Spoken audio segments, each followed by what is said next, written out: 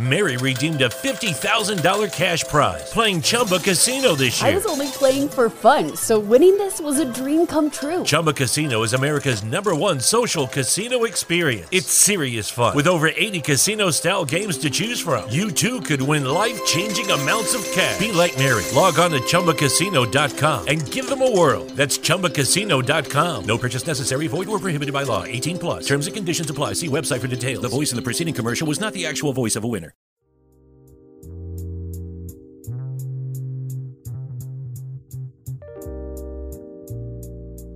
Hello, and welcome to the Proactive Caregiving Podcast. As a CPA with over 20 years as an industry accountant, Jessica stepped away from the corporate world to become a full-time caregiver for her mother. Having learned invaluable lessons along the way, she is now here to share those with you and to invite you to join her on this caregiver's journey. Here is your host, Jessica Cannon. Hello, everybody. I'm so glad you're here with me today. I am the Proactive Caregiver, and I specialize in educating others on how to be proactive by empowering you, the caregiver. If you cannot take care of yourself, then you cannot take care of your loved one. In my earlier podcast titled, How is Dementia Diagnosed?, I touched on the potential for dementia to be a result from cancer treatment, such as chemotherapy. This is not meant to scare you. If you or your loved one is living with some form of cancer, this is intended to inform the listeners. There is still a wide misconception that dementia is a genetic disease.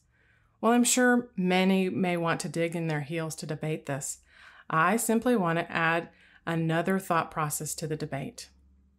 It is my understanding that dementia is not a disease, but a loss of mental function in more than 2 areas. Dementia is far more than simply the loss of memory, but it is noticeable because of the loss of memory and other mental abilities that affect daily life. It's rarely the sole cause because it may include a series of symptoms that affect language, judgment, memory, of course, spatial abilities, and visual abilities. In regards to chemotherapy, information is still being gathered, so there is not a definitive answer. But when you work in oncology, as my next guest does, then you are able to see firsthand the unexpected effect cancer with treatment has towards dementia-related side effects. But before we get into the details, please keep in mind this is strictly based on personal experience and not at all intended to be medical advice or replacement for seeking care for your loved one. Esther Mambazi is an inpatient oncology nurse who lives in Norway with her husband and 2 children, 8 and 14. She works with patients living with gastro-related cancers. This group includes forms of esophageal, gastroesophageal junction, stomach, pancreas, intestinal, gallbladder, bile duct, colon, and rectal cancer. Although she loves her job because it's very rewarding with patients and their families, it does tend to chip away at her soul. I know this feeling because as we both meet more caregivers, it's quite revealing how overwhelming their journey can be when you see their eyes filled with exhaustion and fear of the unknown. Thank you so much for coming on with me today, Esther. Thank you for having me. Absolutely. So did you always know you wanted to be a nurse? Actually, no. I used to work in an office in admin.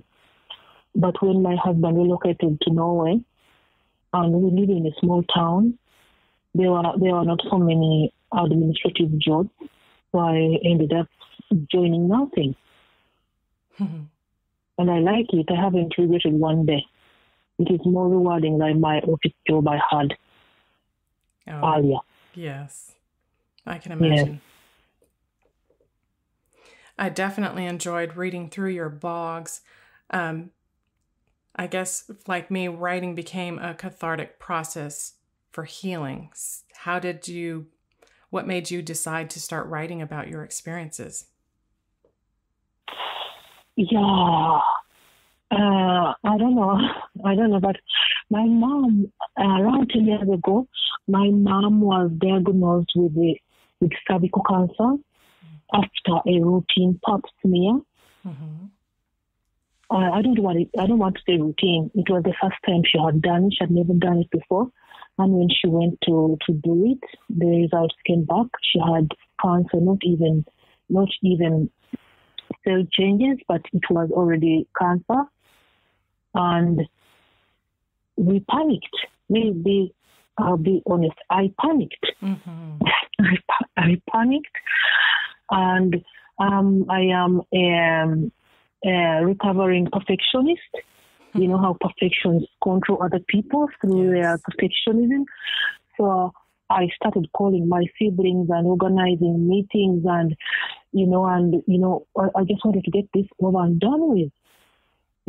I didn't even consult my mother, like, how are you dealing with this? No, I just zoomed in and took over. Mm-hmm. I started calling people and pulling strings and organizing things, and and in the process, I annoyed everybody. I annoyed everybody, and I couldn't even see what I was doing. In my head, I was doing the right thing by zooming in and taking over and, organizing. My mother was 63 at the time, and she needed like pre-surgery tests. She needed a lot of them. She needed an what is called echocardiogram. Mm-hmm. She needed like a bunch of blood tests and everything. And in my head, the people doing those tests were taking their time. They were dragging their feet. So I was calling. I don't know whether you imagine. I was that person. Mm-hmm. Then, when my mother was operated on, and luckily they took everything with surgery. She didn't need chemo. Surgery took everything, and imagine she lost the uterus of the ovaries and everything. They took out everything, and that was enough for her. She didn't need chemo. But after she was operated, after the results came back, I sat down and I looked back at the mess I had become, and I think I was operating from fear. Yes. Operating from fear of losing my mother, because we grew up with our mother only. She was a single mom, 5 children. So I think it was the fear driving me and not being irrational at all. Right. So, then I started seeing the same thing. It is so, I don't know how to say, amazing. When you have gone through something, you see the same thing. You see other people doing the same thing. Mm-hmm. Before I became like a crazy person, I didn't see people like that. But after I had been like that, controlling everybody and calling everybody and annoying everybody in the process, that is when I started to see other caregivers. Many of them, not all of them, many of them do the same. They swing in action and try to control and steer things and pull strings, and and they get so burned out in the process. Absolutely. Yeah. So I took like a back seat, and I was watching from a distance, and I see many people do that. It seems to be I don't want to say it's absolutely the natural response. The unknown is fearful. I did the same thing with my own mother, taking her to many different appointments and trying to get diagnoses for her. The unknown is so scary that the only way to feel like was in control, I seem to do the same thing. And I am also that recovering perfectionist. I had to learn to let go that there are not many things perfect, and going through this process, there is by no means a perfect way to go through it. But I can understand the need for taking charge, getting in control of things. And there's also that area of trusting the process. I've heard this several times, and I can only imagine it's very difficult for newly diagnosed patients and the caregivers with them to be able to trust the process.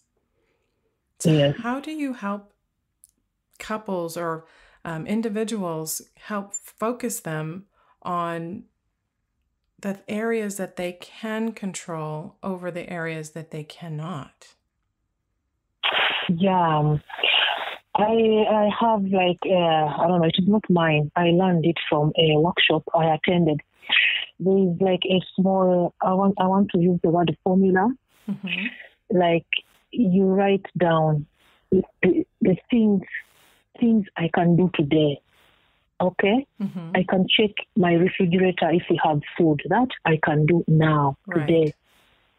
I can call my employer and let them know what has happened. I need a few days to gather my thoughts around what has just happened. That I can do today.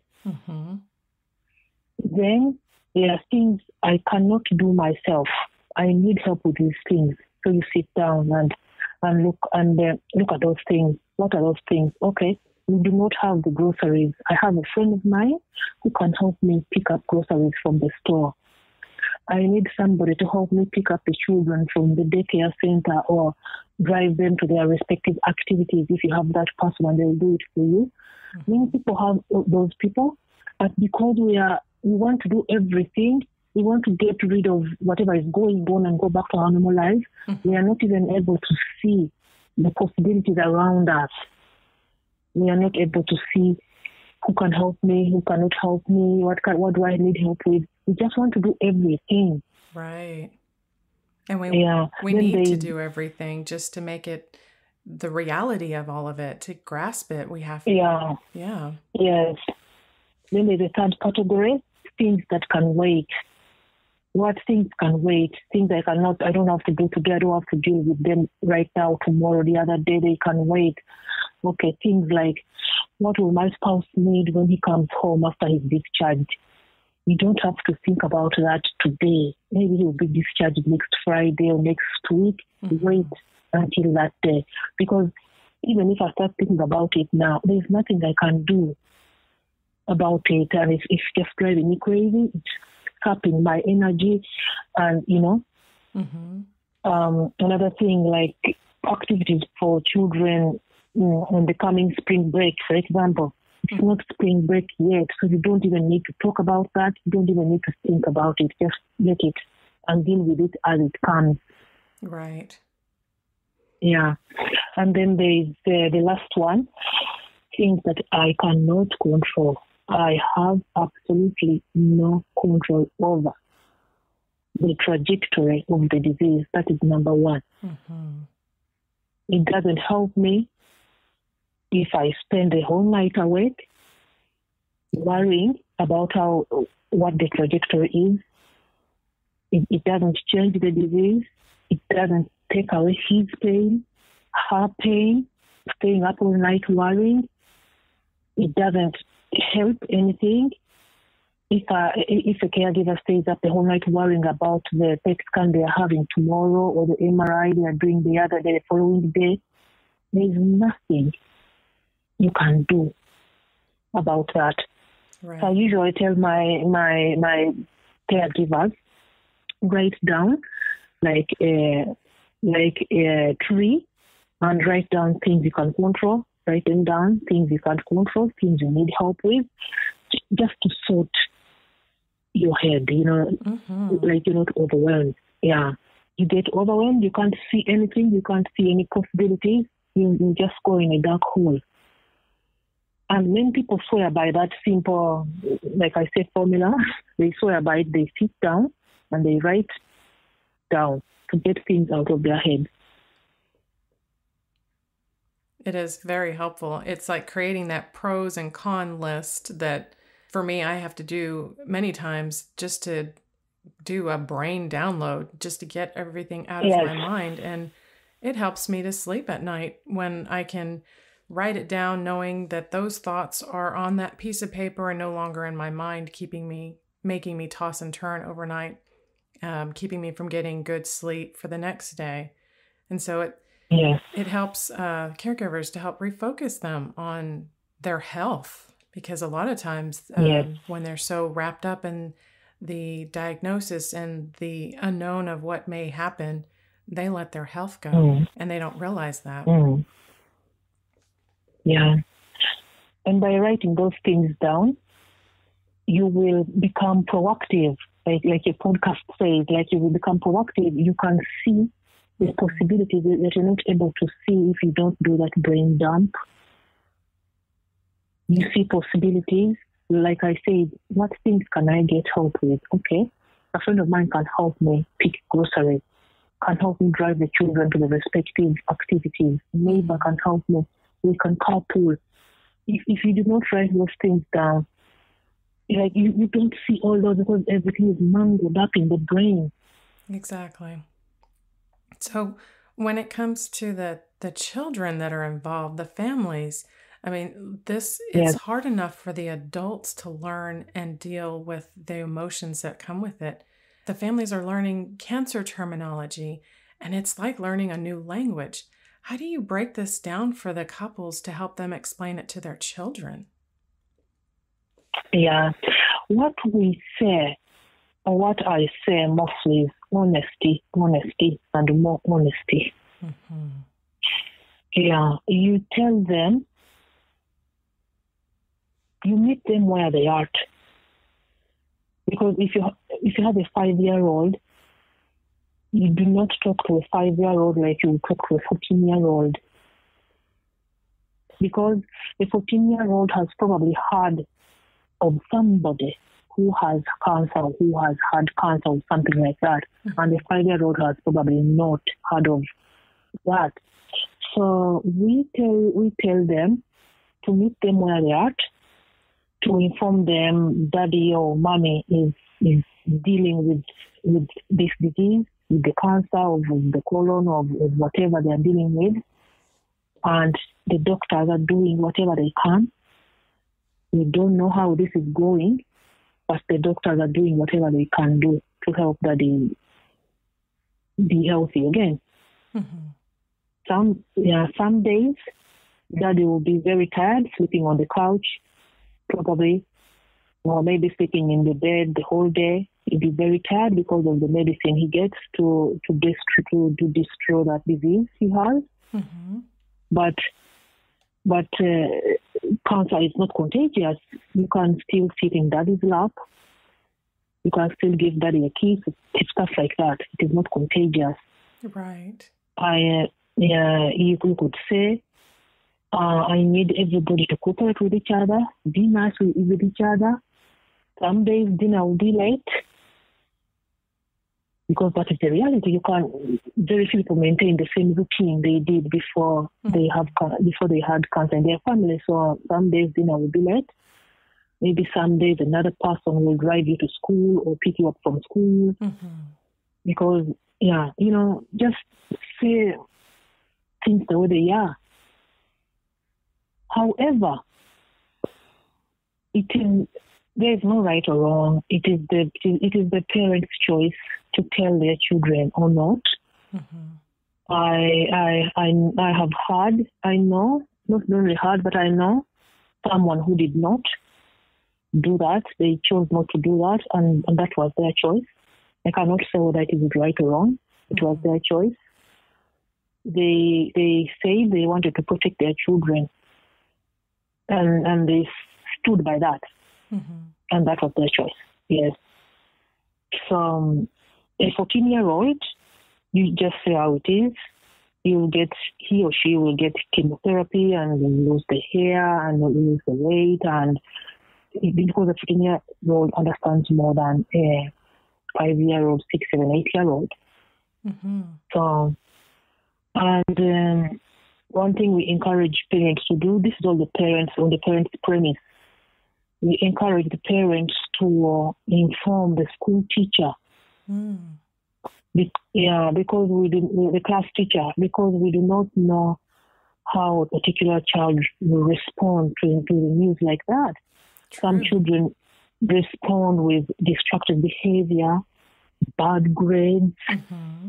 They are withdrawn. So it is very good if the class teacher knows. Schools have counselors. Mm-hmm. And if it more beneficial if the school council knows as well about what's going on at home. I had a patient one time. I don't want to say him or her, but this patient had chosen not to inform their children. They agreed, both of them agreed not to inform their children. And I said, okay, have you informed anybody else? Yeah, they had informed their class teacher and the school counselor and a few parents in their circle who had children in the same classes as their children. Then I asked her, are you aware that you have no control over what other people do in their homes? You told them that you have no control over whether they will tell their children. The biggest risk here is your children finding out from the playground that their parent is dying. You should have seen the stare, the look on their faces. They had not thought about it, that it can go that way. So that made them rethink, and they sat down and they told their children. Yeah, absolutely. Yeah.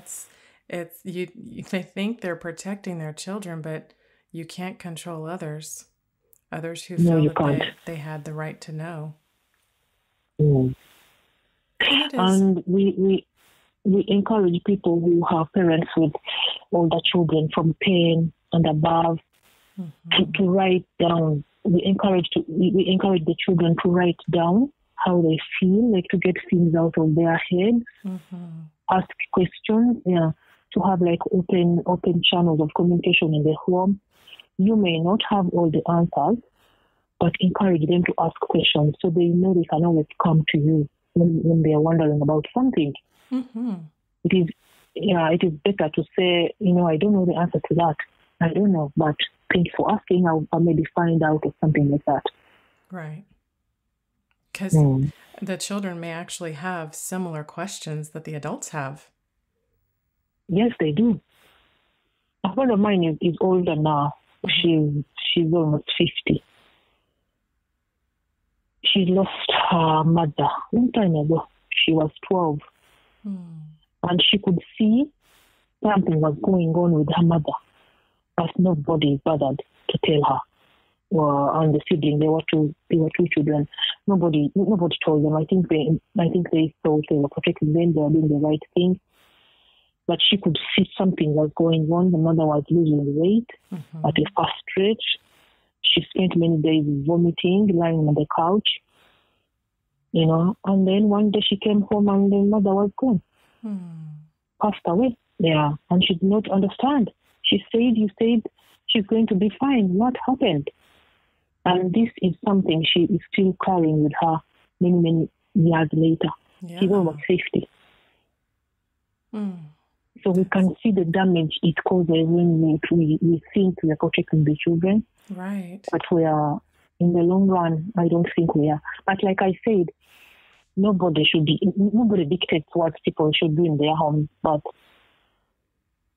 research shows it is better to be open.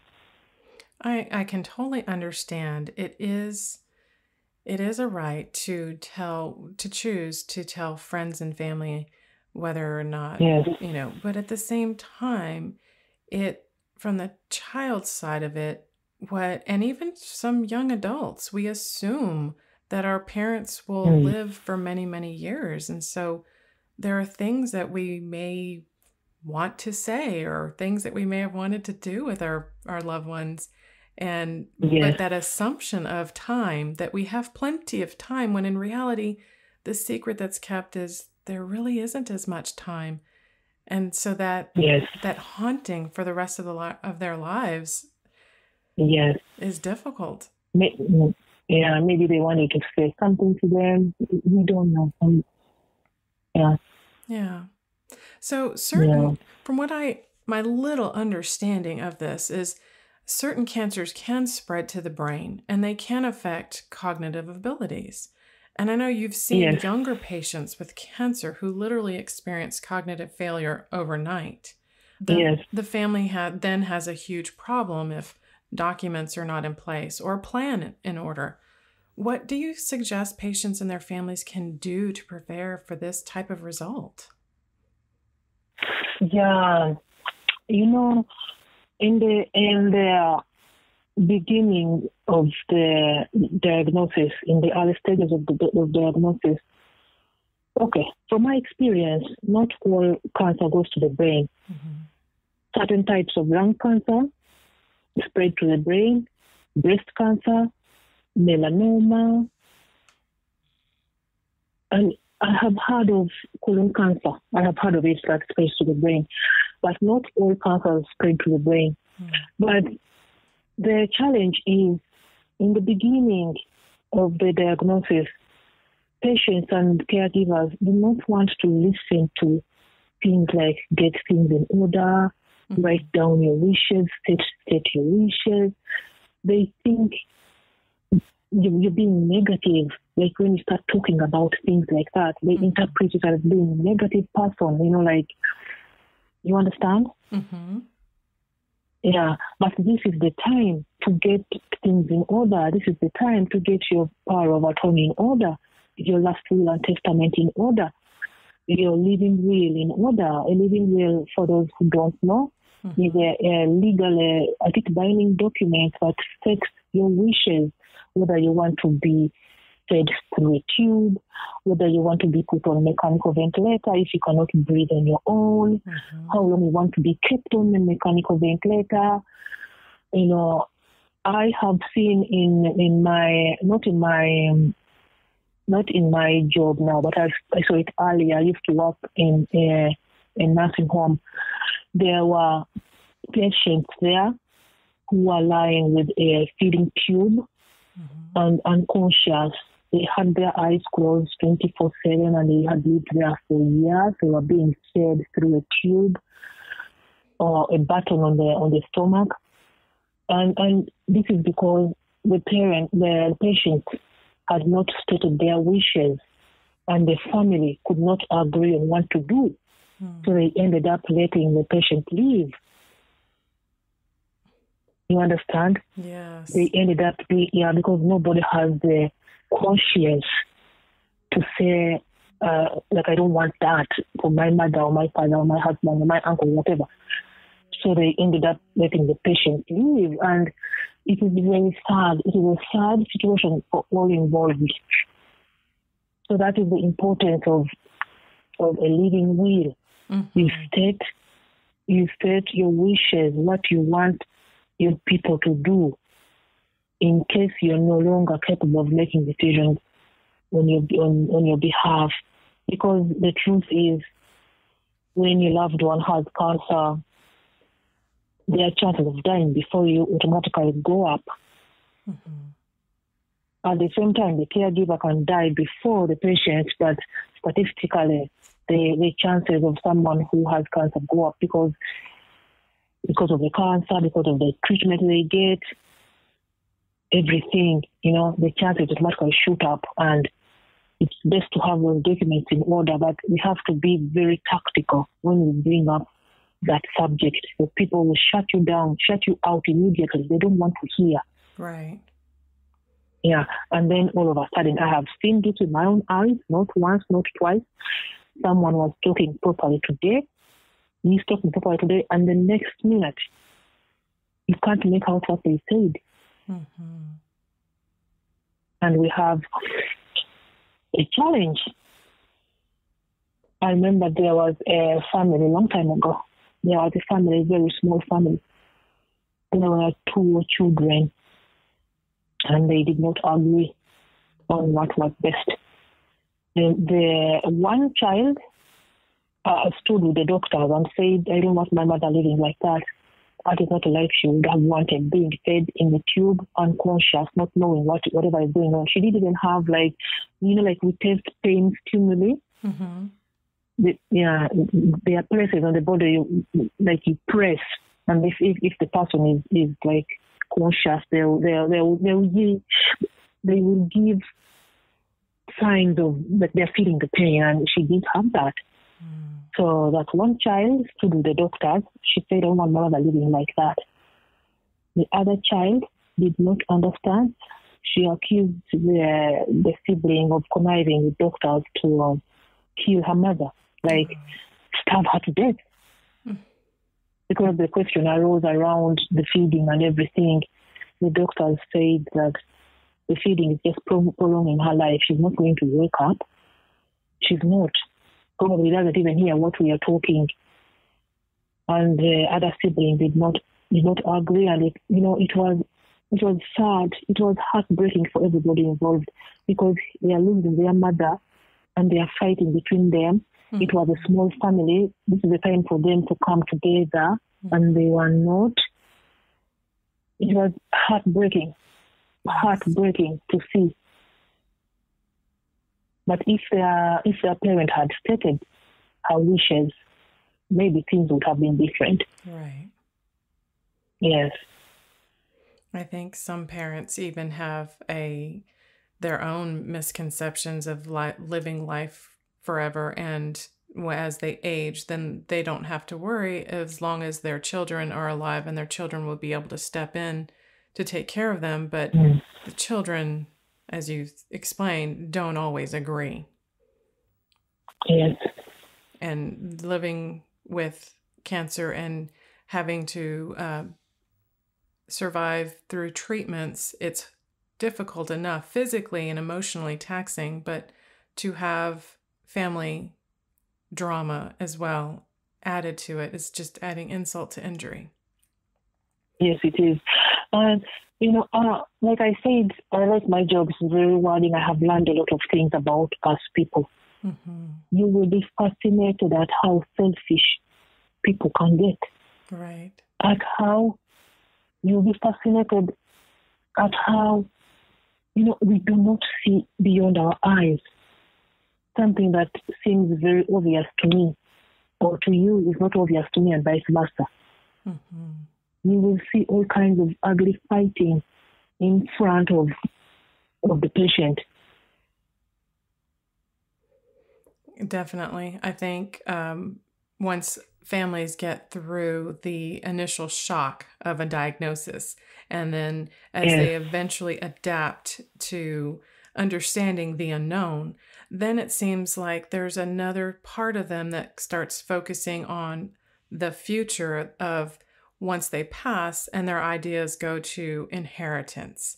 And it amazes me how the person that they're maybe arguing about or caring for in their final days, that their concern goes towards, what do I get out of this in the end?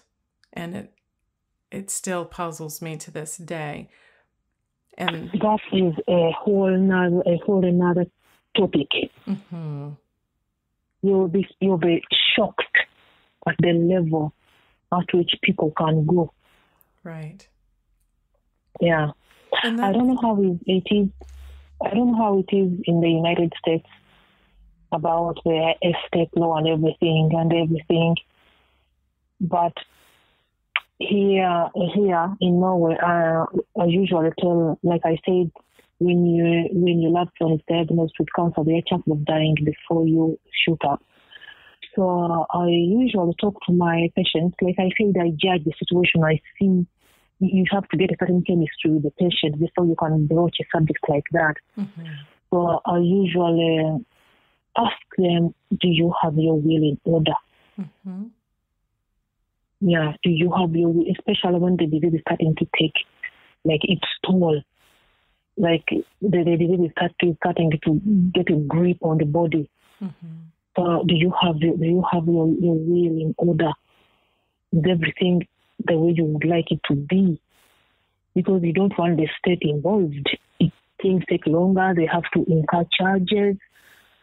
But if you leave things in order the way you wish them to be, then they don't have that infighting. You automatically cut out the infighting. Right. So I remember there was a patient that did not have their living will. This patient kept postponing. I think they didn't want to deal with it. I totally understand. I wouldn't even want to deal with that either. But they kept postponing. And we had a conversation, and this is a family that had blended children. Like they say blended. Mm-hmm. My children, your children, our children. Right. Yeah, and then there's the ex-wife on the side, and then, like that kind of blended family. Mm-hmm. So we had a long chat. We spoke for over an hour about that. So I ended up helping them contact like a lawyer in I think they're called a state lawyer, something like that. Right. Lawyers who know that kind of law. So by the end of the some conversation, I made a random call to a random lawyer I found on the internet. So, and they agreed to sort it out immediately. Good. I'm glad you were able to help them sort things out. It's very similar here in the U.S., and that's where the caregiver compliance documents are vital, because not only does their loved one get an opportunity to speak their wants, their needs, their requests, they can begin their estate planning. So as the family goes through this together, then those typical arguments or those discussions of what the family wants are hopefully squashed because their loved one has already made the decisions and it's already documented and it's already in writing permanently and I know there's cases after the fact that even when the person chooses, they try to take it to court to attest the will, but at least there is a documentation in place to avoid a lot of this added heartbreak and trauma added to it, basically. Can you imagine losing your loved one and not being able to speak to the people closest to you at the funeral? Can you even imagine that? Yes, how that feels? Yes, I can. It's a very painful process when you're trying to actually mourn the loss of your loved one, but also fight over details that were not decided beforehand, and it just adds to the emotional process that this type of caregiver journey presents. Yes. So a diagnosis is hard enough to accept, and going through learning the terminology and then the treatments themselves and the added risk of delirium and dementia get thrown in, then families are having to switch roles in the household, which also adds some more stress. So once the treatments begin and they're actually going through, and it's not necessarily something they can avoid, everybody responds differently to treatment. How do you suggest families make the most of their time after treatment begins? Yes. The number one thing I always say, this is like reality. This is not fiction. Chemotherapy takes a toll on the body. Because I don't know how you're familiar with how chemotherapy works. You start, for example, first dose today. Then the body breaks down around from 7 to 14. It's like the low period. That is when the patients are most susceptible to infections and all that. Then after that time, the body starts building up again. Then the immunity comes up again, and everything comes up again, and then you get another dose, and then you go down again. It's like up and down until you finish treatment. That's how it is. So I always tell the patients, especially in the beginning, don't postpone things. Don't say you're waiting for you to finish your treatment before you do what you want, because we have different interests. Some people like fishing, being outdoors, and all that stuff. Some people like traveling. Some are different. So I normally say, whatever it is that you want to do it in the start of the treatment, because the body is not so broken down yet. Like say 9 months into treatment or 6 months into treatment. So start do whatever it is that you want. If you want to have home meals, anything that you want, don't postpone until the end, because by the end, you don't know where I'll be standing on your feet. You don't know. Mm-hmm. And then you lie in regret. I wish I went there. I wish I had done this. I wish I was more out in the outdoors. I wish, you know. Right. Don't postpone. Yeah, don't postpone. Do it now. If you feel like you can stand on your legs and you're an outdoors, where we live, a lot of people are outdoors people. I am not. I'm not an outdoor person. Not where we live. A lot of people are outdoors people. They like being in the outdoors. Mm-hmm. So go do whatever you want. Don't postpone. Another thing I'd say is nutrition is important in cancer patients. At the same time, because of the treatment, many people lose their appetite and the taste in the mouth, the palate and all that. Right. But you find one thing that you like to eat and binge on that. And during treatment, do not focus on the calories, eat what you want. Add cream to the sauce if you like sauce, like gravy and all that. Add cream to increase the calories, at least so the patient maintains their weight. Not go up, but maintains. Mm-hmm. But we would like patients to go up. But not many people can go up during chemo, but they can maintain. Try as hard as you can to maintain. We have a lot of resources for people who have no appetite. So things have really changed. There's like all these, I think in America you have Ensure products like that. Yes.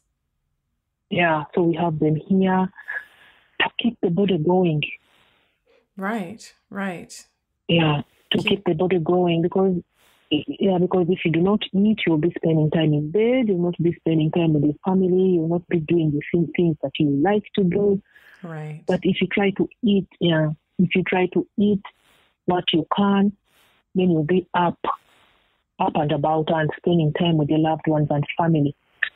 Another thing I see people do, at least here, okay, I understand when you have cancer, you don't want to spend your time in the hospital. I understand that. Mm-hmm. But ironically, the earlier you contact your doctor, the better. Yes. Because if you have not managed to drink anything for a day or two, the earlier you contact the doctor and you admit it and get fluids, IV fluids, the better you'll bounce back. Right. Instead of waiting it out. You understand the logic? Yes. You want to be able to avoid dehydration and other malnutrition that would cause further damage. Yeah, I understand people don't want to be in hospital when you have cancer. You want to be doing whatever you want, but it doesn't help. I have seen people who say, and I think it is true, they haven't managed to drink for 2 days, and we see on the color of their urine. We see, so we know they're not lying. Mm-hmm. And we give them 2-3 liters a day, and they're up and going. It helps with their recovery. Yeah, it helps. People underestimate the importance of hydration. Right. And the caregiver themselves have to keep up with their own hydration and their own nutritional habits to maintain their strength to help their loved one. Yes. One thing I would like to say, it's going to sound woo, but actually the caregiver's health is number one priority. Yes. Because if you cannot use your phone if you haven't charged it. Right. Like we sit in the plane and they say, put your mask on first before you help your child. Exactly. Because if you faint, you will not be able to help your child. Right. So I understand in the beginning, like I said, you're trying to zoom in and take everything, take over everything. I understand it is difficult to make yourself a priority in the beginning. But I think as things try to sink in, caregivers need to take a step back. don't lose contact with your people, with your network of friends and family and neighbors, because from what I hear, caregiving can be pretty lonely, a lonely place. Yes, it can be. Yeah, can be a lonely place. It is sad. So try as hard as you can to maintain your small circle of friends. Mm-hmm. You set the boundaries. If you don't want to talk about your spouse's illness, you don't have to. You just have to inform them that I don't want to talk about that right now. Right. You set the boundaries for yourself. And another thing I see caregivers do is they lie. Like when I ask, how are you doing? And they are quick to say, I'm fine and all that, but they are not. Right. So I normally say the truth. You do not have to feel uncomfortable telling the truth. Mm-hmm. When instead of going around with the weight of you're not doing good and you're walking around with that weight, but you have to say something that is not true. I'm fine, but you're not. Sometimes that person is able to help you in a certain way. Mm-hmm. But because you're saying you're fine, they can't. They can't do anything. You said you're fine. But, say the truth. I'm not fine. Right. Yeah, I'm not fine. I need help with ABC. And another thing for caregivers, if you need help, be precise. Say what you need help with. Don't just say, I need help. Be precise. Like, I would like something from the store. Would you help me pick it up? Like, be precise about what you want help with. Exactly. I need help picking up my children from school. Can you do that for me? There's one person I know who was very scared of asking for help. But when they did, they like I said, be precise. Say exactly what you want. Mm-hmm. And when they did it, they were shocked at the help they got.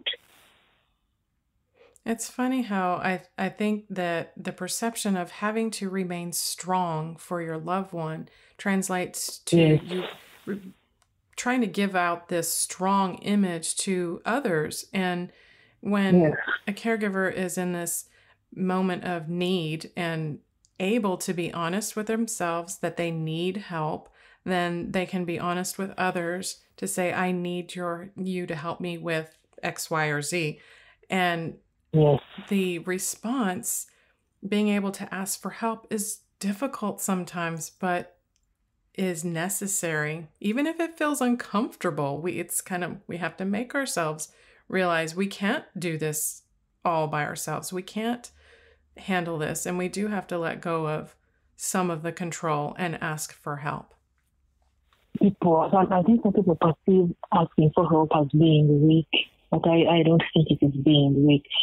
I read somewhere that one of the most powerful things is to acknowledge the things your limits or something like that. Yes.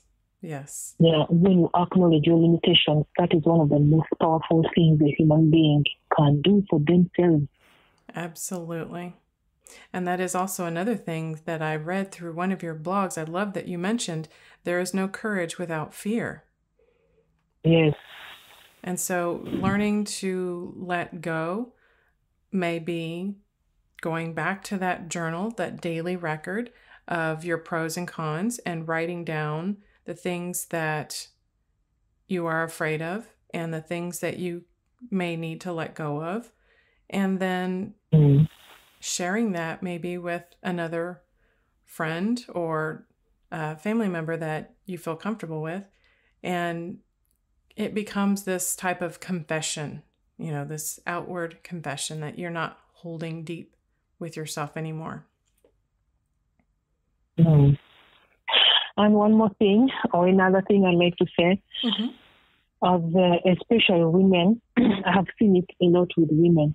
Like, I think it is our nature, like we want to take care of things and organize. And, one thing I see caregivers who have, let me say remission, who have their spouses in remission, they look back and they say, What was I doing?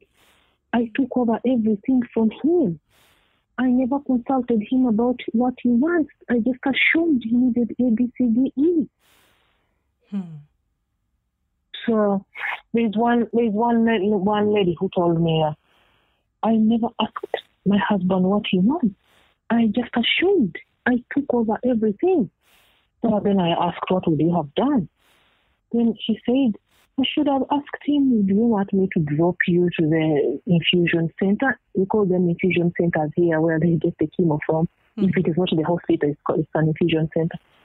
Would you like me to drop you at the infusion center? Maybe he doesn't want to. Then I would use that time to fill my cup. So when he comes home, I'm refreshed, then we can talk or we can spend time together. But I never thought about that. I just assumed he needed me there. So I drove him. I sat with him through his infusions. When we got home, I was exhausted. I was tired. I was angry. But when I look back, this was all my doing. I cut out my friends. I cut out my gym time because I thought it was inappropriate for me to go to the gym when my husband was sick. Right. But I became a total mess. Because I don't know whether you work out, but working out makes you a better person. And it doesn't. It doesn't. It does quite the opposite. It hurts the caregiver's health in response. Yeah, if she doesn't work out, well, she cut out all the workouts. She thought it was inappropriate for her to be in the gym lifting weights and doing all that when she had someone sick at home. But she suffered terribly because she, and this is like in hindsight.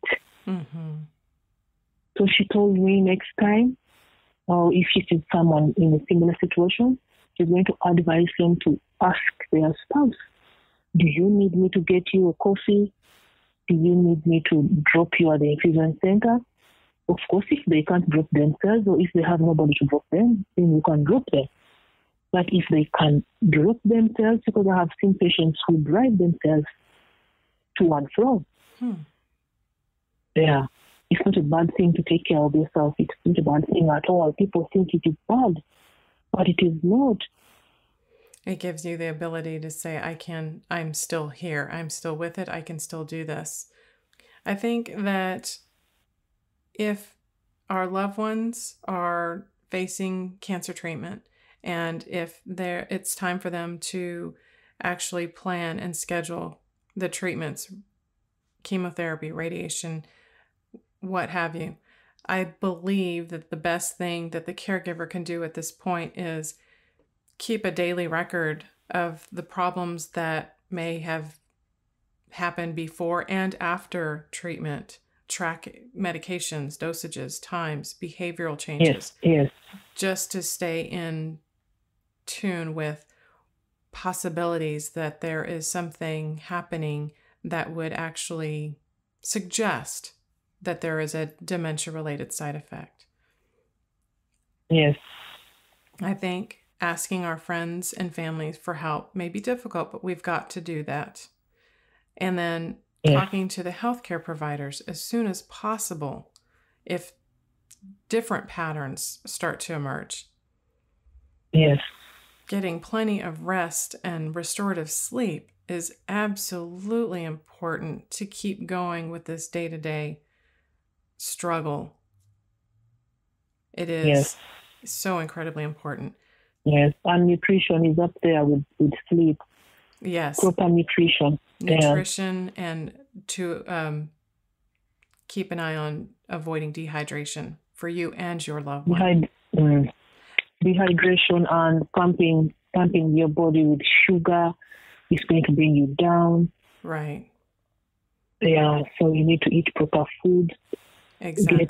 And there's one thing, like when you're talking about sleep, there are many, this is now like advanced stage caregiving, people who have like dementia, for example, or delirium.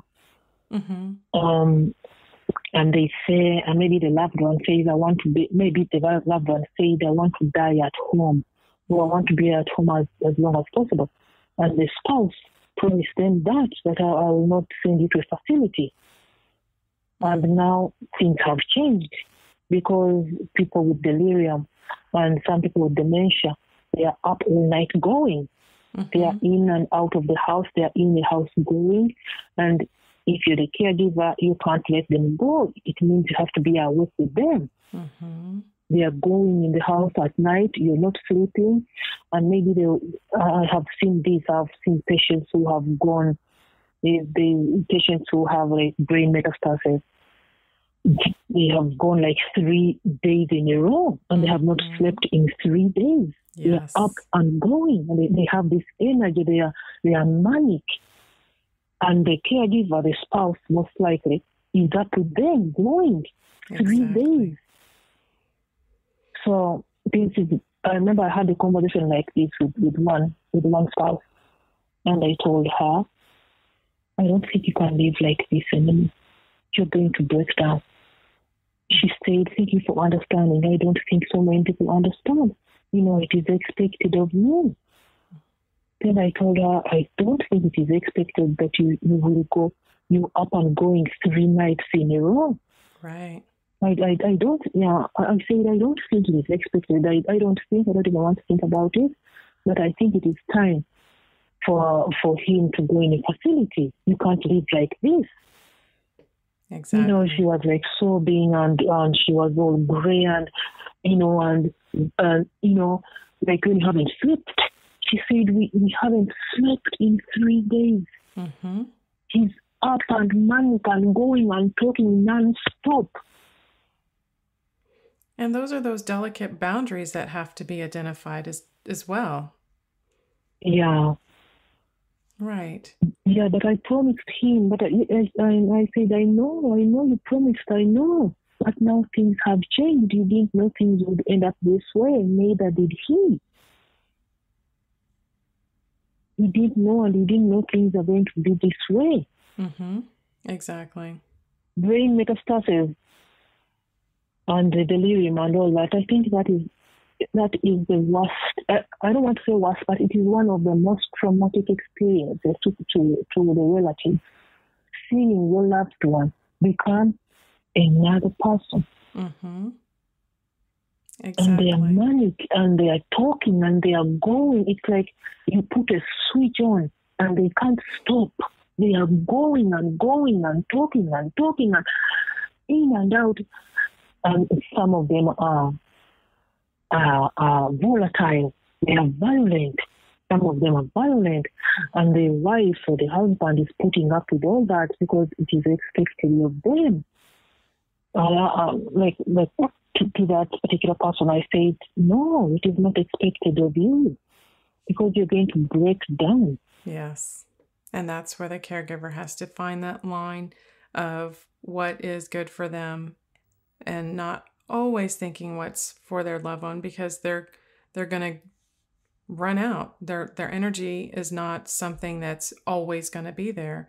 And that's where I want to encourage caregivers to listen to a previous podcast as well covering caregiver compliance and figure out what are the needs and find, in addition to finding out what your loved one wants, find your boundaries, find your limitations, know what you can and what you cannot do, how far you can and shouldn't go even, and then try to find peace with that.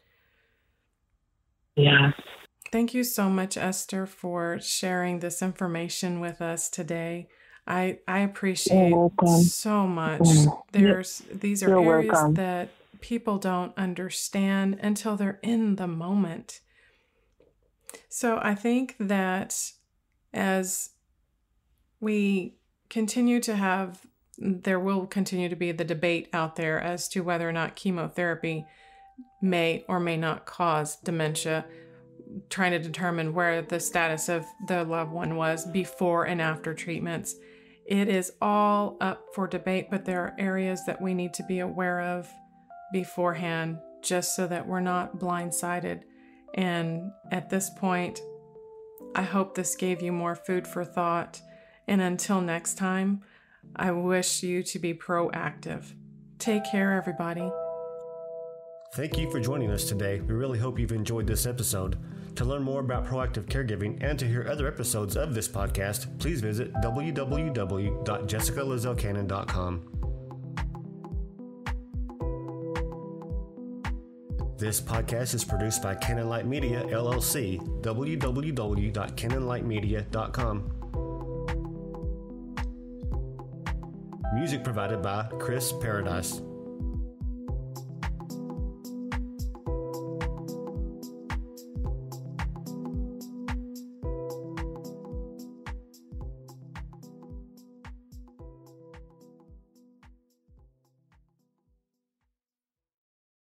Mary redeemed a $50,000 cash prize playing Chumba Casino this year. I was only playing for fun, so winning this was a dream come true. Chumba Casino is America's #1 social casino experience. It's serious fun. With over 80 casino-style games to choose from, you too could win life-changing amounts of cash. Be like Mary. Log on to ChumbaCasino.com and give them a whirl. That's ChumbaCasino.com. No purchase necessary. Void or prohibited by law. 18+. Terms and conditions apply. See website for details. The voice in the preceding commercial was not the actual voice of a winner.